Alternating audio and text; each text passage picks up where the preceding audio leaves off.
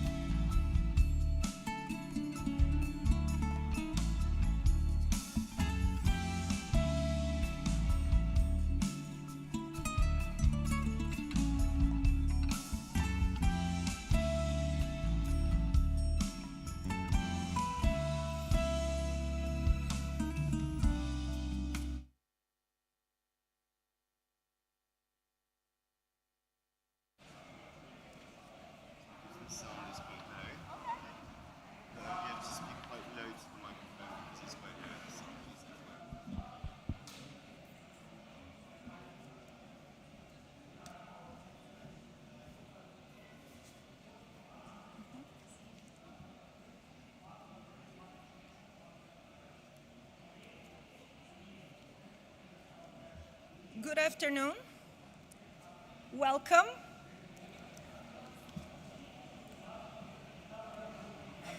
Thank you for coming. We have the privilege of delving into a critical conversation today about the role of youth agency and empowerment in climate action.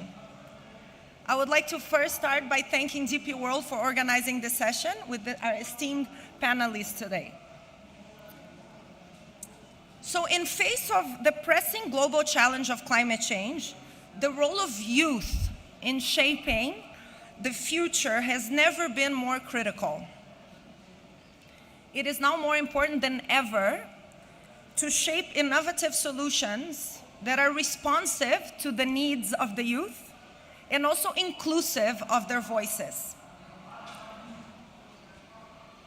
It is also a pleasure to be here to see what the COP28 UA presidency has done and actually has appointed the first youth climate champion and also established the largest ever youth climate delegate program.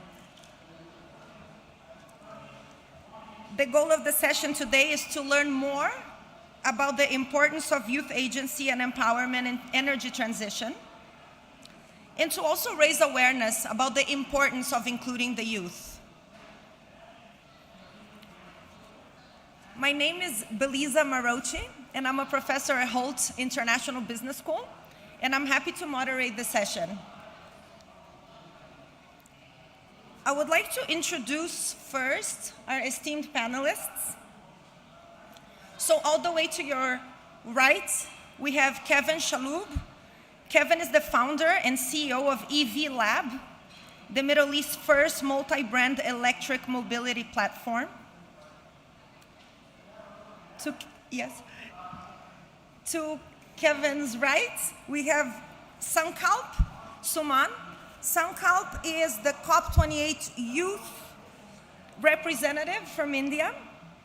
Sankalp has multiple awards, included he has been awarded also the National Youth Icon for Environment at the Parliament of India. Welcome, Sankalp. I would also like to introduce to Sankalp's right, Suparna Mathur. Suparna is the Senior Advisor for Climate and Social Impact at New York University, Abu Dhabi. Suparna is a champion for the UN 2030 Global Agenda and Sustainable Development Goals. And Suparna has also served as an Executive Council member of the Impact 2030 UAE Council. Welcome. I would like to introduce also Piotr Konopka. Piotr is the Vice President of Decarbonization and Energy Programs of DP World. Piotr is a chartered environmentalist and serves as a board member of the Energy Institute in the Middle East and is the vice chair of the local Young Professionals Network. Welcome. So before we start, I would like to also invite Dr. Jane Goodall, the founder of Roots and Shoots, known for her exceptional and long-term research on chimpanzees of the Gombe Stream National Park in Tanzania. Dr. Goodall could not be here today, but we have a video from Dr. Goodall to introduce the section. Hello, this is Jane Goodall. I'm really sorry I can't be with you in person today, but with this little message, you see that my spirit is with you. As some of you may know, the Jane Goodall Institute has a program for young people, Roots and Shoots. I began it in 1991 because as I was traveling around the world talking about the threats we were facing, I met many young people who'd lost hope even back then because of the harm we've done to the planet and thus to their future. And they felt that there was nothing they could do about it. Indeed, we have done much harm, but I do believe we have a window of time when, if we get together, we can at least slow down climate change and loss of biodiversity. The main message that I had for them was to remember that every one of us makes some impact on the planet every single day, and we can choose what sort of impact we make. Today, as I travel around the world, I'm so impressed by the enthusiasm and determination with which so many young people are tackling projects of their choice to help people, animals, and the environment. They are truly making a difference every day. And because it's their future and that of their children and grandchildren that is at stake, it's so important that their voices should be heard by those in power. I'm so very grateful for DP World for their support, because it's helping JGI to involve thousands and thousands more young people and to expand our program ever further around the world. We partner with many other youth groups, and together these young people are truly making a real difference. And most importantly, many are changing the behavior of their parents and grandparents, teachers and friends. I hope that this gathering is really successful, and I look forward to hearing the results of your deliberations. Thank you so much.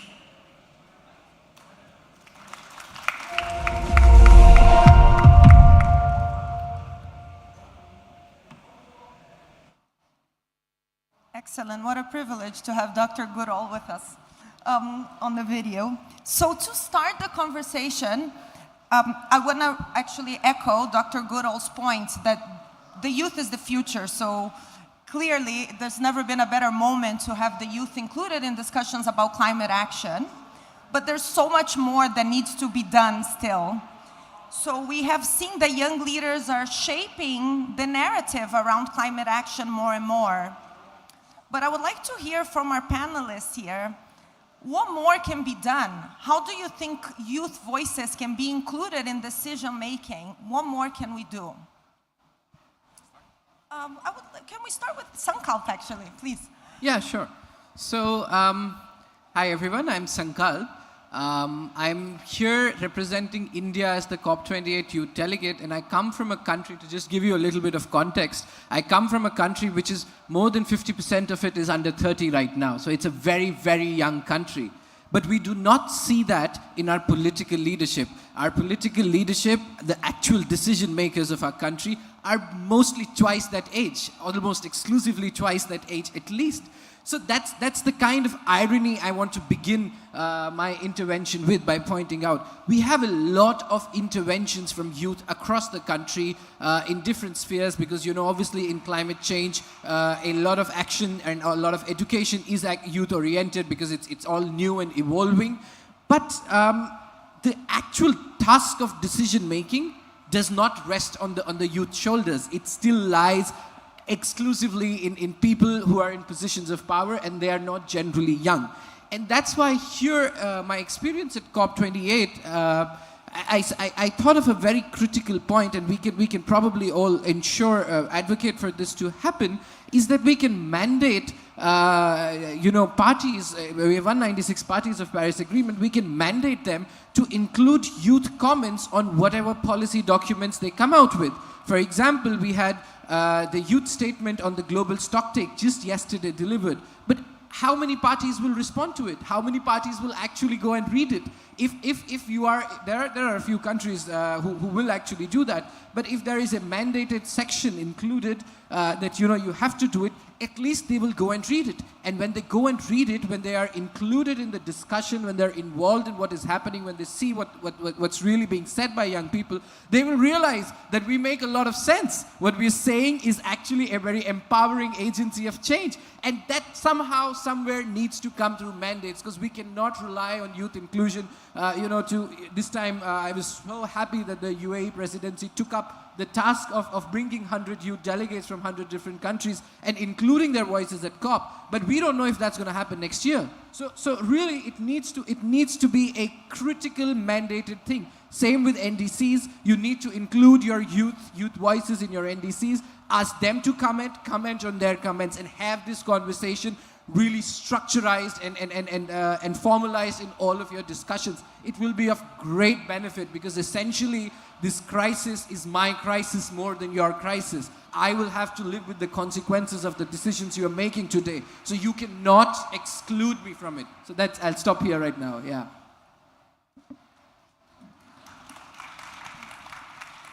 would you like to add also? Yeah. Yeah, happy to. Good afternoon, everyone. Thank you so much for the invitation. So I am about to turn 33, so I'm a senior young professional, if you follow the general definition of under 35s. Look, I think when it comes to decision making, there are really three main levels. There's government decision making, there is corporate decision making, and then there is the personal decision making. So I 100% support the message of Sankalp. You know, it's not the young people who write the policies. It's the government that writes the policies. However, there is so many youth organizations, and I think, you know, it's a wasted opportunity if decision makers do not tap into all of that knowledge and all of that enthusiasm. You know, the new generation, as I'm seeing it, is probably the most impact-driven generation that I've seen in a long time, or as long as I've been alive, or as much as I know history myself. On the corporate level, I think that's a message to all the executives and decision makers, is that young people are not a threat to you. Just because they tend to challenge you and bring more ideas, it doesn't necessarily mean that they want to take your job. I think they genuinely want to help. So if there are any executives in this room, I do encourage you to ask your questions, run the ideas by the young people to get another perspective.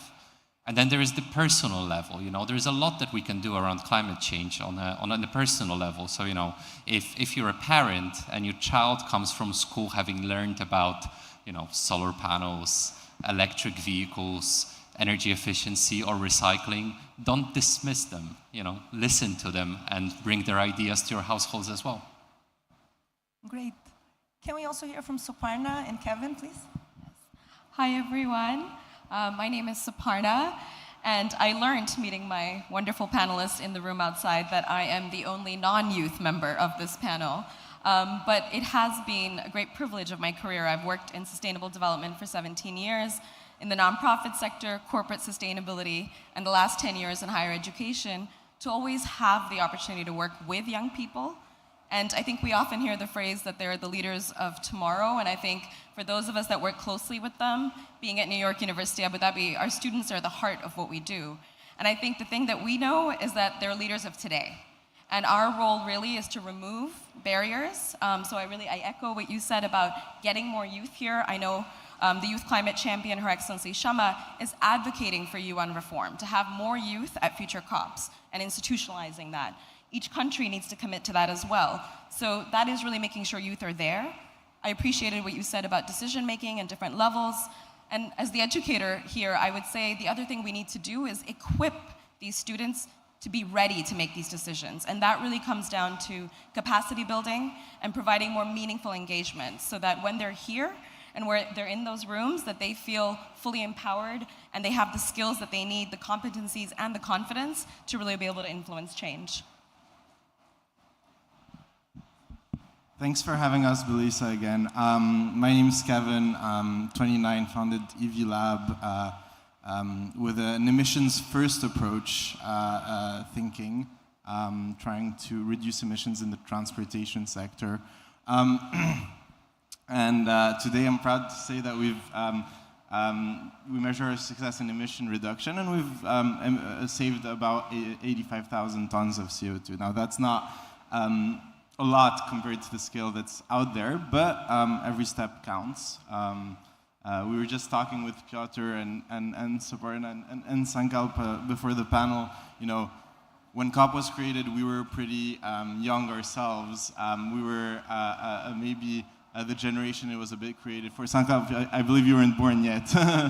That being said, you know, we've grown up and now want to make that impact ourselves and make a difference. I see also a lot of young people in the audience. It's awesome. I would advise, you know, a lot of households are buying more and more electric cars because the children actually advise them to, as Piotr was saying. And it's great because they have that consciousness about, you know, knowing that the next generation needs this. And I would say the youth is also more educated on certain topics around climate action So I would really advise people to use reverse mentoring technique, and I use it a little bit with my dad, who's here in the audience as well, where you listen a little bit to what they have to say or what they learned at school around climate action, because when we were younger, probably there wasn't as much knowledge about these topics out there.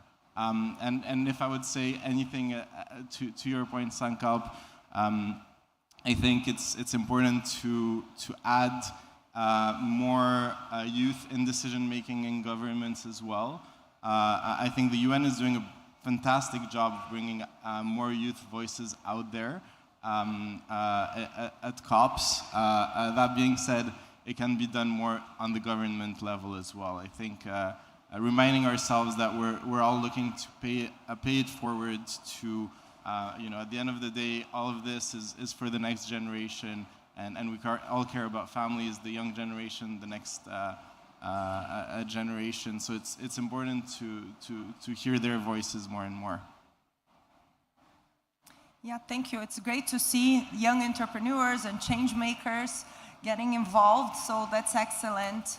And I know that your organizations are also quite active in developing initiatives for young voices to be included. I would love to hear more about what you're doing, what partnerships you're involved, and then tell us more how you feel that organizations can adapt their strategies to include the needs and the voices of youth moving forward.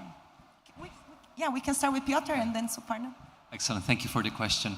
So first of all, throughout the COP, we've realized that our decarbonization team at DP World is actually formed of youth. We are all basically under 35. A lot of them are under 30, and I'm still not sure if this was the intended design of the team, but maybe it tells you the message about climate action and the type of people that are more destined to run that transformation.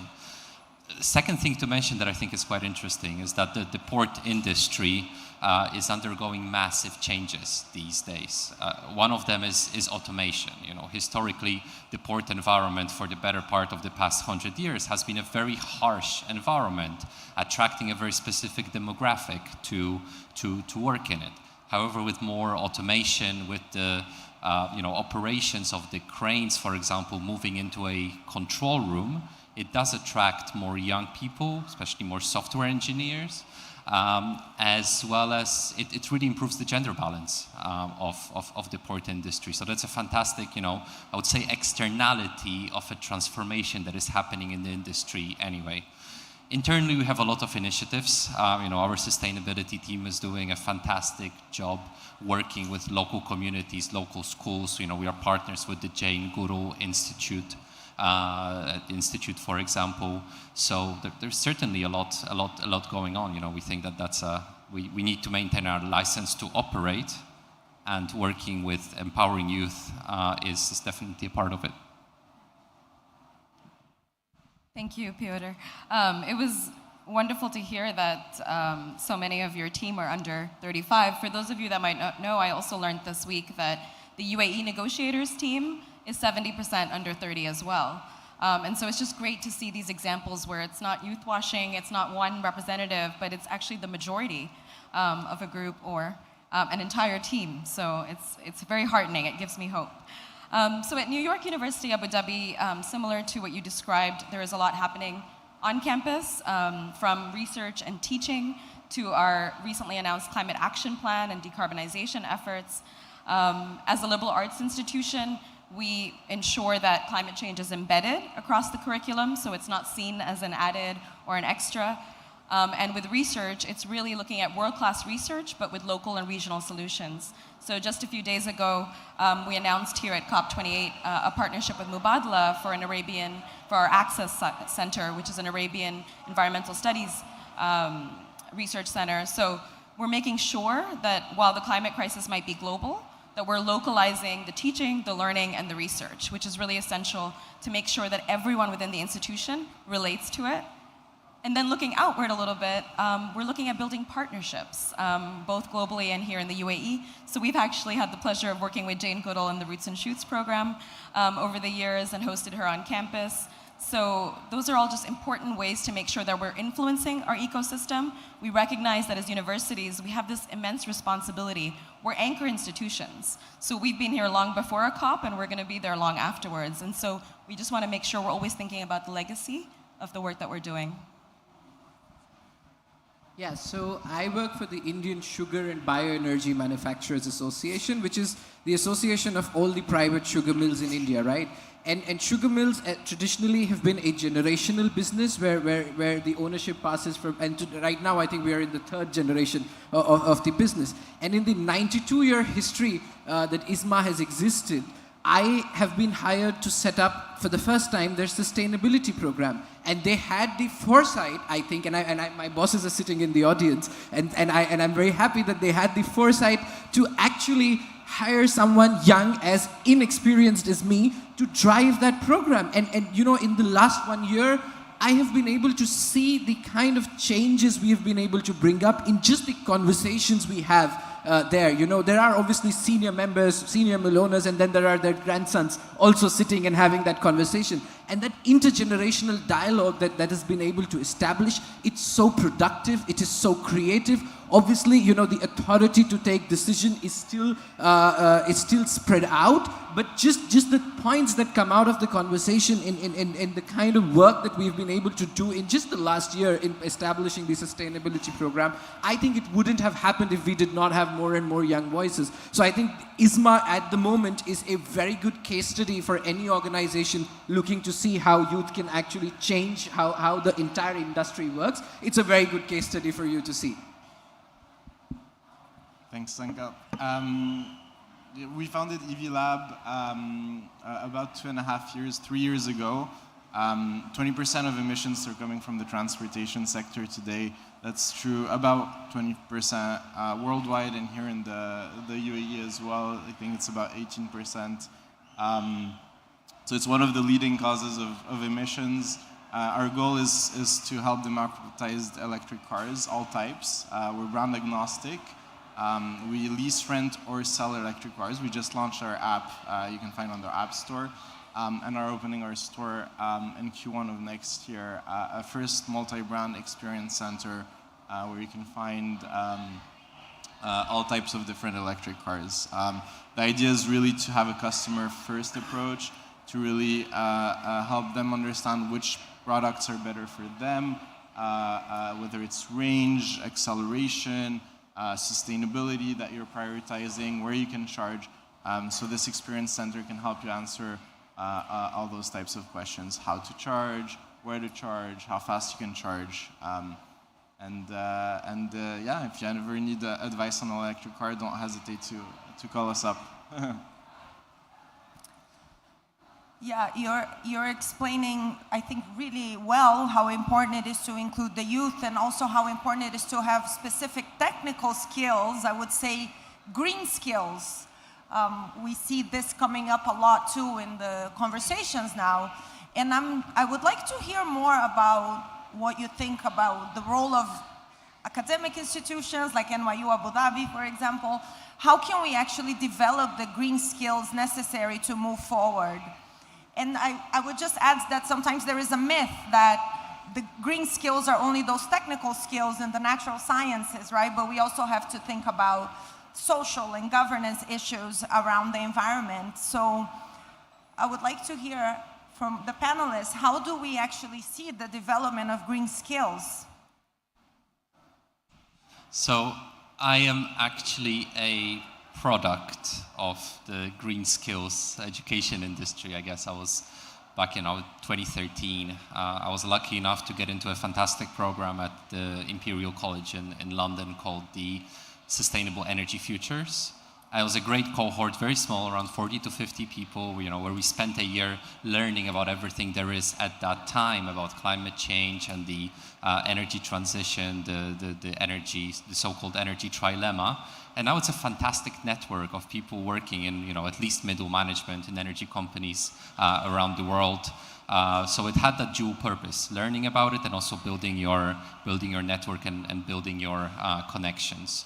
I would say, but at the same time, energy transition, climate change, sustainability is a topic that constantly keeps on evolving. You know, within my decarbonization team at DP World, every single time we think that we figured something out, something new comes up. You know, we thought we had scope 1 and 2 emissions figured out, then we had to calculate our scope 3 emissions, for example. So it's an interesting space, but it also requires constant reskilling, constant learning. So I'm a big supporter of, you know, taking courses, taking time off to take the right courses. You know, my team is here at COP every day, and I've asked them, you know, they ask me, what should I do? I just tell them, learn, go around all these stands, see what's going on in the world. What is it that we can bring back into the organization? Because that's the only way to be effective. And I think this applies not just to young people. I think everybody should learn about this because, you know, I guess if you guys are at COP, you also follow my sentiment that climate change is the challenge of our lifetime. And to solve it, we need to do it together. And it starts with capacity building and awareness. Finally, within DP World, you know, I've had a few great opportunities to work on school curriculums, helping local schools design programs for children of different types of ages, you know, around what is electrification, what is renewable energy, electric vehicles, and so on, which were extremely personally rewarding experiences. Suparna, would you like to add? Oh, thank you. I think it's really important to acknowledge these examples of success, but I am a data-minded person, and so without dwelling too much on the disheartening facts, I think there's also, we have a green skills gap that we're facing. And so we need to adapt and change at a pace that is unprecedented, whether it's for education or for the workforce. And so I guess I would say that one really important thing is holding each other accountable. At COP26, you know, nations pledged to integrate climate education into the curriculum. And since then, the most recent UNESCO studies showed that only half of the countries have implemented those policies. So we need to push our governments, we need to push policy to improve and invest in education. Our industry partners need to invest more money into education to be able to do that, because that's what we need to move at the pace needed for the climate crisis. On a more positive note, I think a statistic that has really stayed with me is sort of the power of climate education. So the same study that was talking about how climate education policy is lagging also shared that if we were able to educate 16% of secondary school students in middle and high school to study climate change, it could result in cutting almost 19 gigatons of carbon emissions by 2050. And I think this is the thing we need to remember. We often think about youth through education or through funding as beneficiaries, but we have to remember that when we are able to provide these green skills, that they are actually leading this energy transition, but also this transformation that our world needs to go through.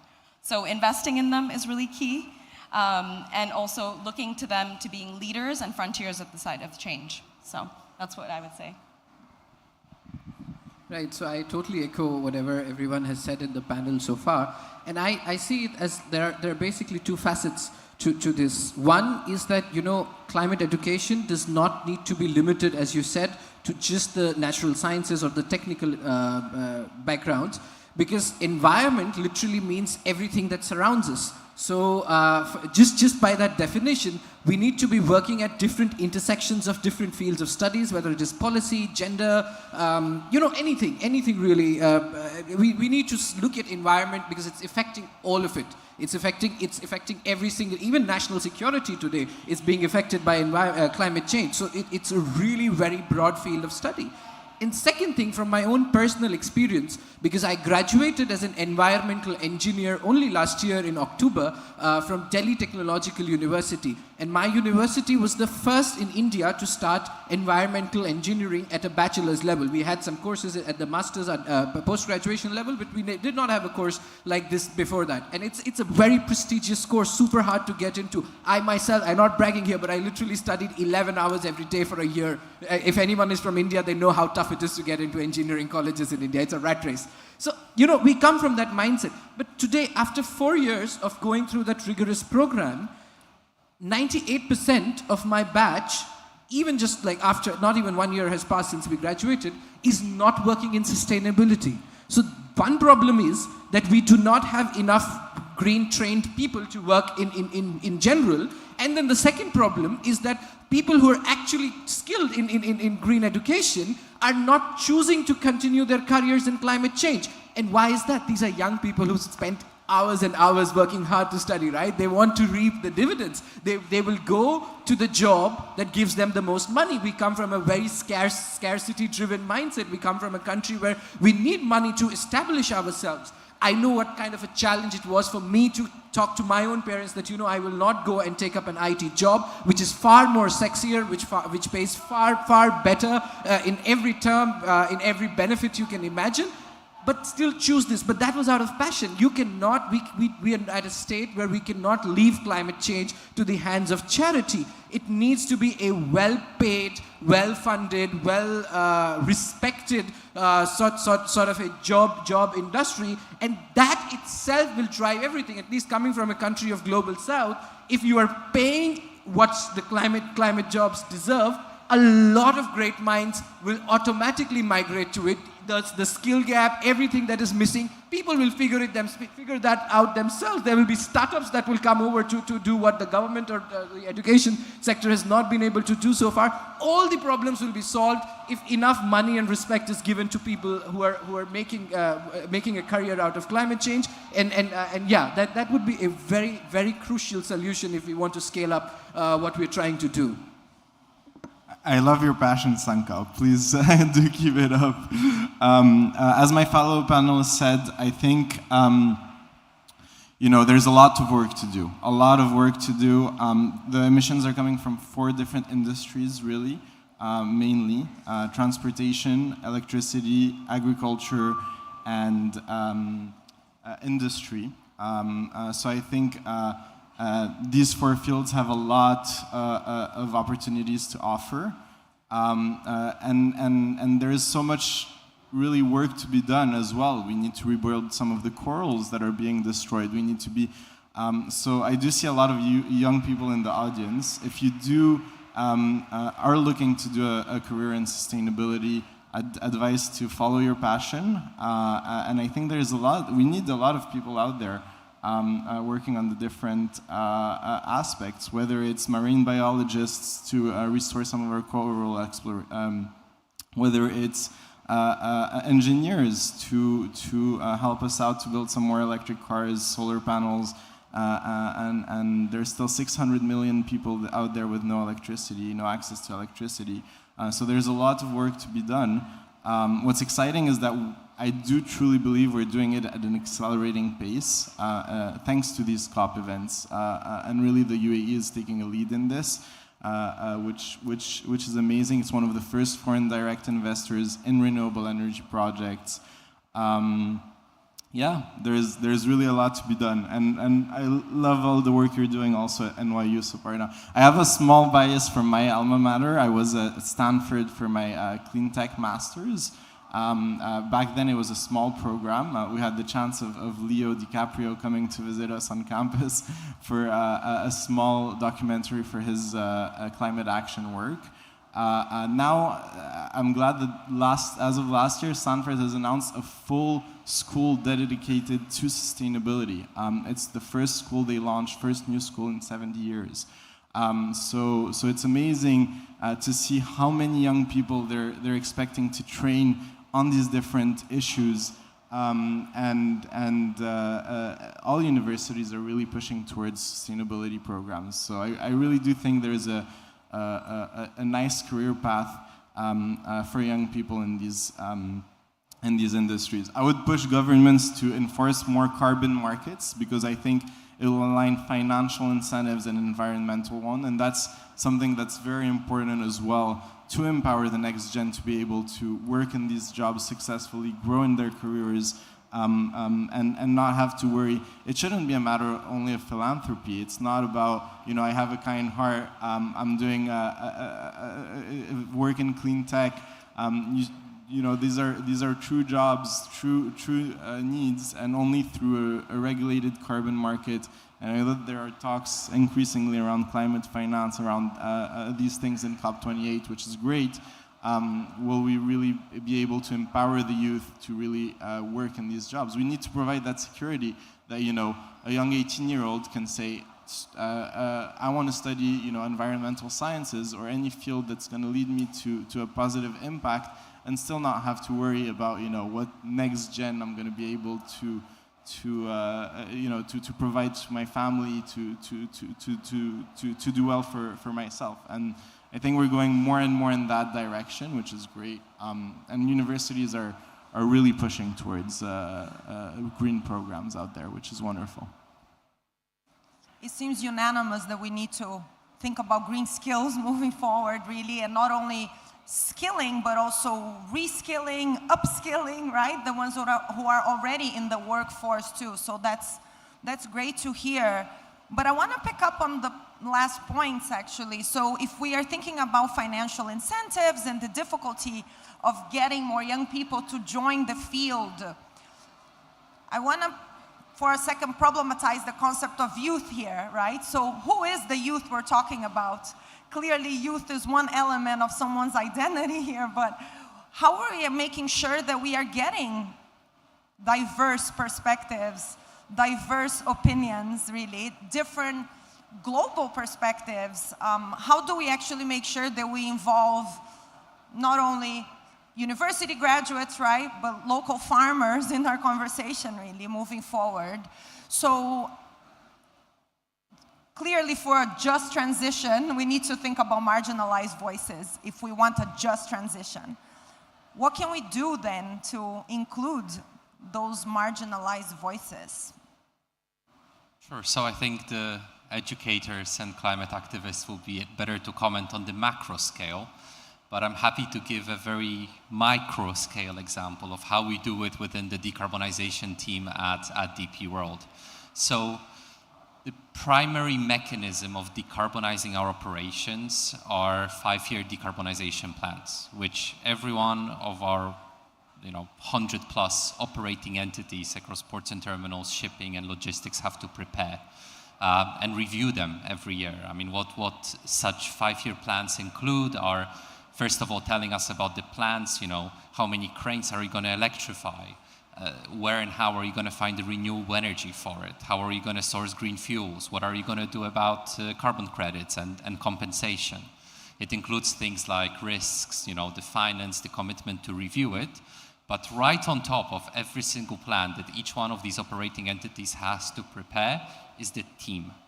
They have to assign a team that is supposed to gather at least quarterly to review these 5-year decarbonization plans. And of course, it's going to include the management team, it's going to include finance, it's going to include engineering, HSE, sustainability. But whenever we get these plans, because the head office has to approve them before implementation, after looking at everything else, I always really look deep into who is on that team.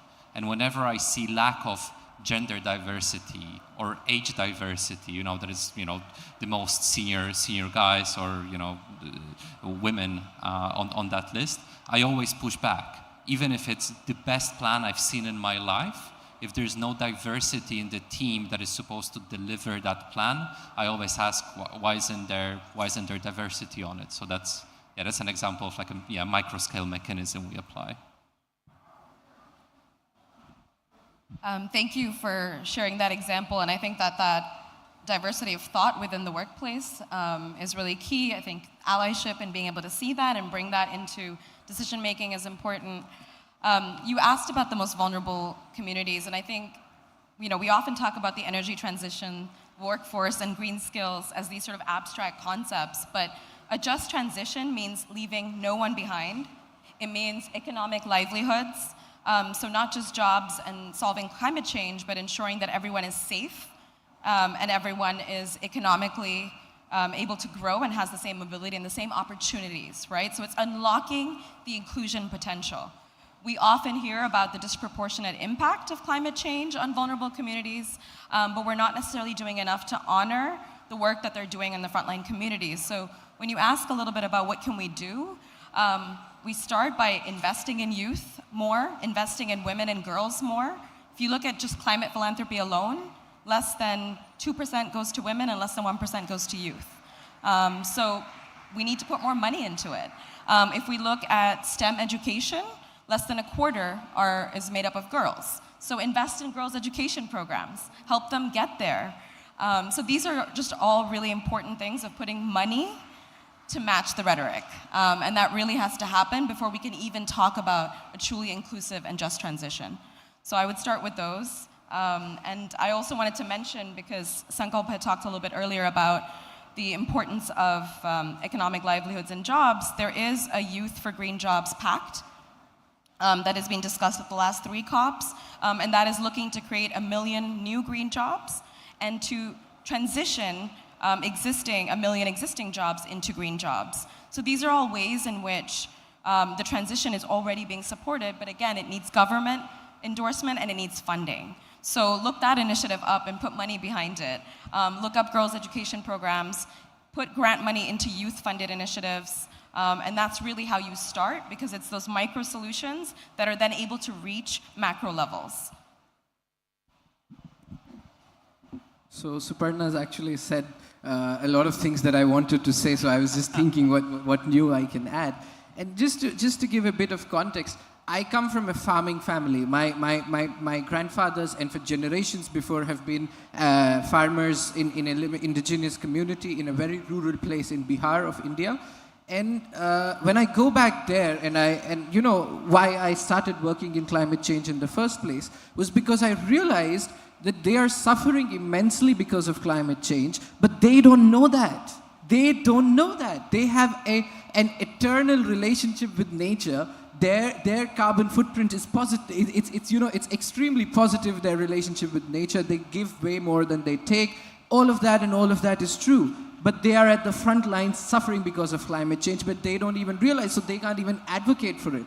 So a lot, that's why youth inclusion, especially from marginal communities, becomes very important, because the young people have the sense and sensibilities. They're growing up in the world that is talking about climate change. This is not a foreign concept to them, but it is to my grandfather. It certainly is to my grandfather. So that is the kind of impact you can have by including marginalized communities in discussions on climate. The point that you said that less than 1%, I think it's 0.8% that actually goes of philanthropy that goes to youth-led climate action. Just think about it for a second. We're not talking about the business investments. We're talking about the philanthropies. And 0.8% of it is going to youth. Like, just how abysmal the thought of this is. And you would think that philanthropies would champion these causes. And just the final point, that marginalized communities is like a Pandora's box. When we start talking about women, I often think then we have to think about the trans women. Then we have to think about a lot of other stakeholders that come into the marginalized communities that are not even mentioned here, even till COP28. So we are way far behind from where we have to be in terms of inclusion.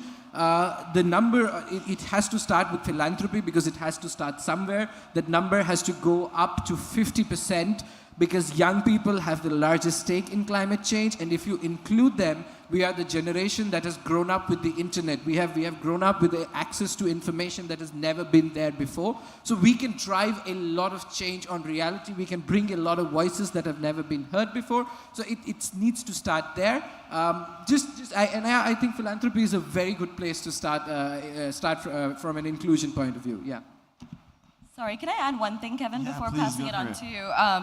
I also want to just reiterate, thank you for those points, that it's not just a moral imperative, it is, but it's also a business imperative. So while there is this big gap, McKinsey's reports, everything shows that when women are leading, organizations and nations, climate action succeeds and thrives. They're more likely to put those in place. Similarly, initiatives that have youth or youth majority entrepreneurial ventures are more likely to succeed when it applies to climate action. So this is just, it makes good business sense. It is not just the right thing to do, but it is actually the most effective solution right now. I'll quote one of my favorite female leaders, who's the Secretary General, Second Secretary General, Amina Mohammed, that says it beautifully. She says, you know, when men are in power, they talk about how to win wars. When women are in power, they talk about how to make peace. And I think that sums it up well in terms of gender equality. And I think that's very true. You know, it's hard not to acknowledge what's also going on right now. As I say that, it's heartbreaking, really. And you know, all work around clean tech is to avoid future humanitarian crisis for the kids, for the next generation. Of course, it's a very, very tough situation right now, and we all empathize with it every day, really. That being said, that's what our work is also going towards, avoiding future human catastrophes. And Just Transition is all about that. It's really about addressing marginalized communities, as you mentioned, Belisa. It's about creating this environment where you know, we can empower them and their stories. I love your story as well, Sankalp, coming from a rural village in India. Nature needs to be a top priority. That's why a carbon market will help us to prioritize that. It'll align financial incentive and the environmental one, which is so necessary for us to thrive. I would also say, yeah, I mean, 600 million people still don't have access to electricity in Africa. That's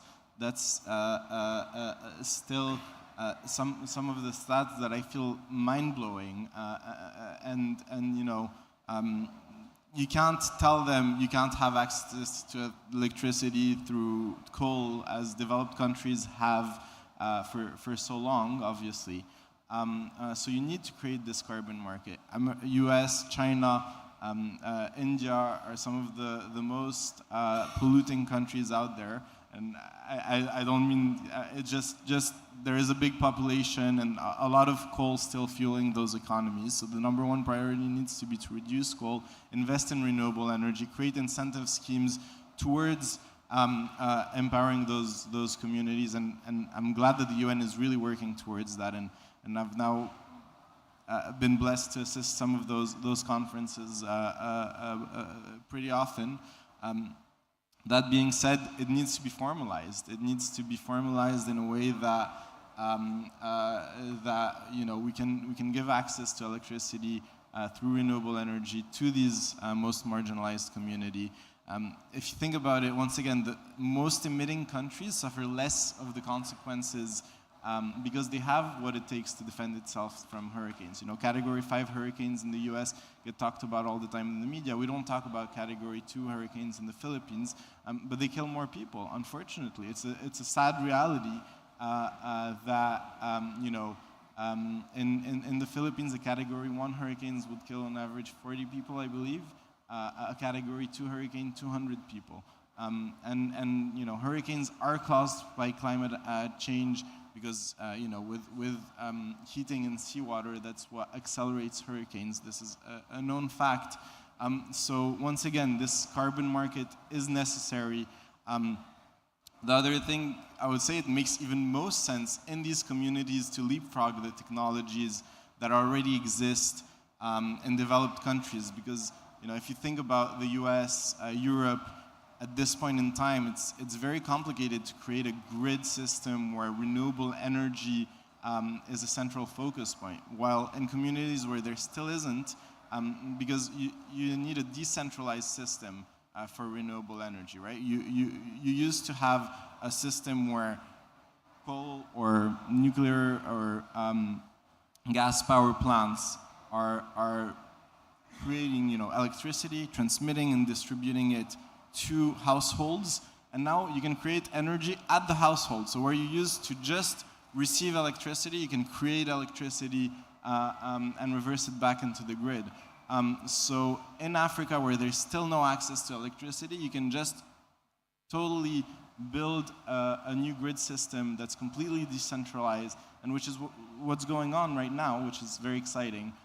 In those places where there's no electricity, unfortunately, only 60%, only 2% of investments are still going into solar projects in Africa. 60% of solar capacity is out there. So it makes so much sense to explore these resources where marginalized communities are, to give them access to electricity, to water, to other basic needs.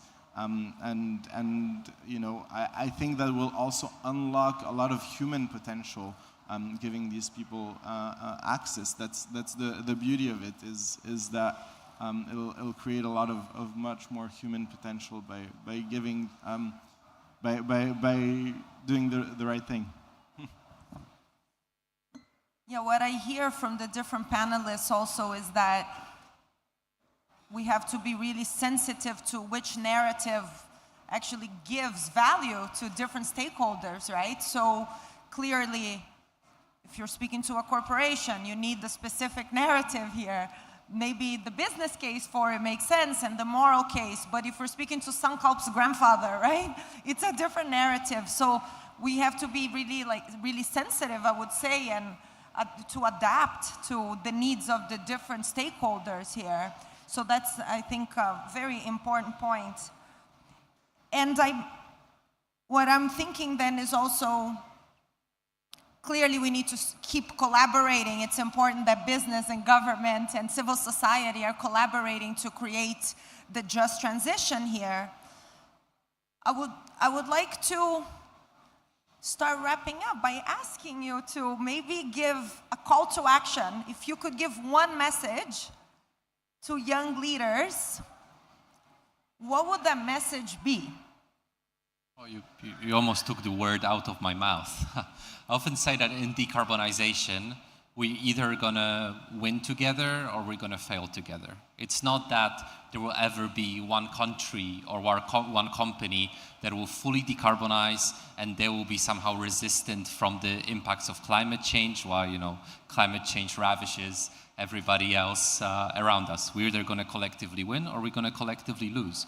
And that requires collaboration on all sorts of different levels, collaborations within, you know, the sustainability field and within the industry. You know, for me, an example is, for example, you need to get a vessel, you need to get fuel for it, you need to get the regulations for it. It's unprecedented scale of collaboration between market players that historically have been competitors, which also makes this space very exciting. But it's also collaboration with people and building networks with people outside of the sustainability space. You know, us as kind of sustainability professionals or us caring about climate change, we can run this topic to the ground just talking amongst ourselves with little action. We need to bring on board everybody else. And that will also include the marginalized voices. You need to, these communities need to be given a voice, and only collectively we can tackle this biggest challenge of our lifetime. Great, thank you. Sorry. So I believe the question was a call to action or advice to youth. Is that? Yeah. Yeah, one message. It's so hard. One message, yeah. One message. I think picking up on your same thread about needing everyone at the table, for youth, I would say be relentless in your curiosity. So keep learning. You know, education at its core is about being a lifelong learner. Build your community, and the job will come. The jobs will come. The opportunities will come your way if you're able to do that. And for everyone else who's investing in supporting youth, I would say that the advice is to make sure that you are reinforcing the message that climate is everything. A resource that I would encourage everyone to browse is Project Drawdown. It talks about how every job can be a climate job. So regardless of whether you think you're going into a sustainability career or not, there's a way for you to actually look and see how you fit into this green transformation that is needed. And then the second piece of advice, because I love to push boundaries a little bit. I think if we want to be ambitious, we have to, climate ambitious, we have to start everywhere. But my second piece of advice to everyone is to also just take care of yourself and remember what you're fighting for. It's very easy to start feeling climate anxiety, to look at all of the data and the doom in the news, and I think that our inner strength is really important. To me personally, that's being out in nature and knowing what I'm fighting for.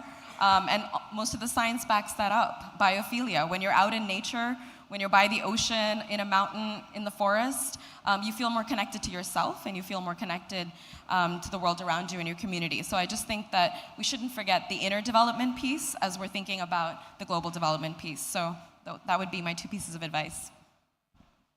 So we have very good advices coming from people way more experienced than me.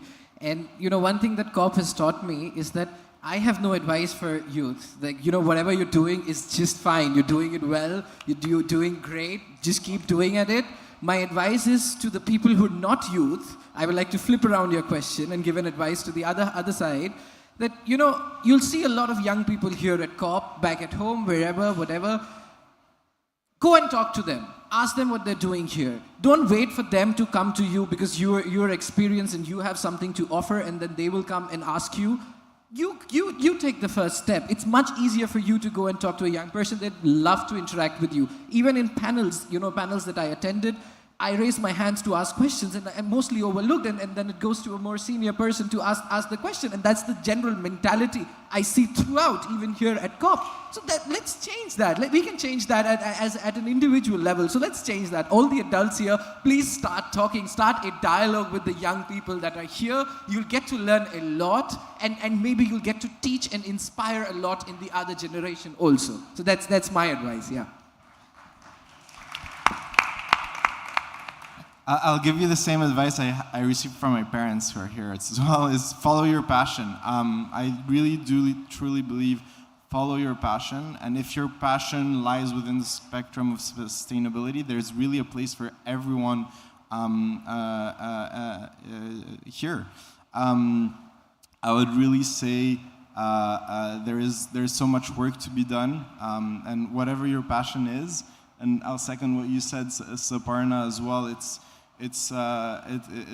There's a lot of work to be done. Whether you even started a career in marketing, in finance, in sales, and that goes for everyone. We need these things in climate action as well. We need to sell our solutions, we need to finance our solutions, we need to market our solutions.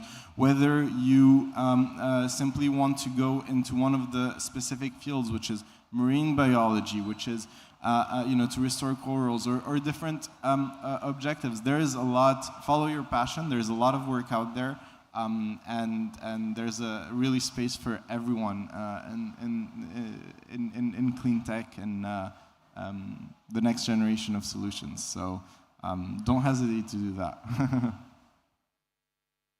Excellent. Thank you. Thank you.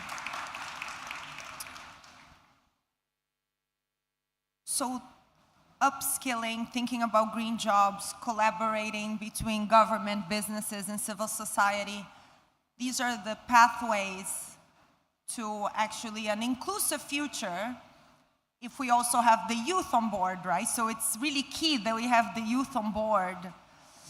And I love the point, I think, Kevin, you also made that point, that it's not only for prosperity, but it's not only for the planet, it's not only for people, but it's really for global peace, right? We need to do this. It's actually if we want to live in a peaceful future. So I would like to just reiterate that it's urgent and critical that we listen to the youth voice moving forward. And I would like to thank our panelists for this great discussion. It was a pleasure. Thank you very much. Can we have a round of applause? Thank you very much. Thank you, Belisa.